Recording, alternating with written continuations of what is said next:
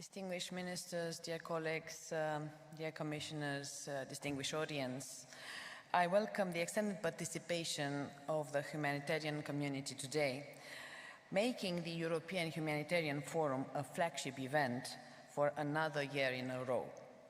The forum is particularly important at the time when the humanitarian situation worldwide is worse than ever, when people driven apart by rising inequality, escalating conflicts, and record-breaking climate shocks. Extremely worrisome, children are hugely affected by military conflicts, especially in Gaza. This is why Romania decided to support the emergency call for action launched by the Commission, Commissioner Lenarčič, and the Belgian presidency of the EU Council. Moreover, Romania stands ready to receive the wounded children from Palestine in our hospitals to the best of our capacity. It is essential to ensure also that life-saving aid reaches those in need and that civilians are better protected. With needs at all-time high and limited resources, we have to be creative and find innovative common solutions while fighting the negative polarization tendencies. I would like to briefly highlight Romania's vision on what can be done more. First, we need to be flexible and adapt easily to the ever-changing situation while expecting the worst in terms of increasing needs.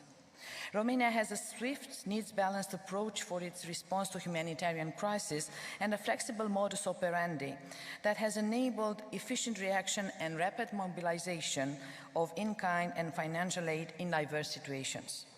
Most recently, last week, Romania sent additional assistance consisting in urgently needed medical equipment for the field hospital of the Hashemite Kingdom of Jordan in Gaza in support of the affected civilian population.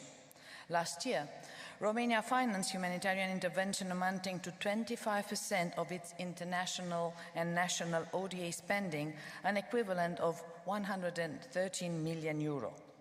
Secondly, we need to work collectively in order to make a difference in terms of funding, advocacy, or humanitarian diplomacy. The Team Europe approach is an already well-tested practice that should be extended globally by involving more and more like-minded partners and donors from outside the EU.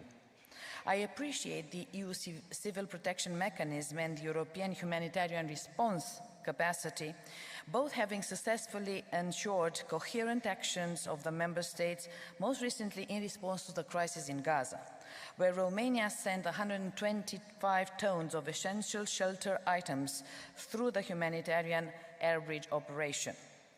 This year, Romania focused on extending the network of its partnership in Africa and signed agreements with several African partners in the field of civil protection and management of emergency situations. Moreover, we have created the Fund for the Future of Africa through education, peace and development and allocated 70% of the MFA ODA budget to projects under this fund.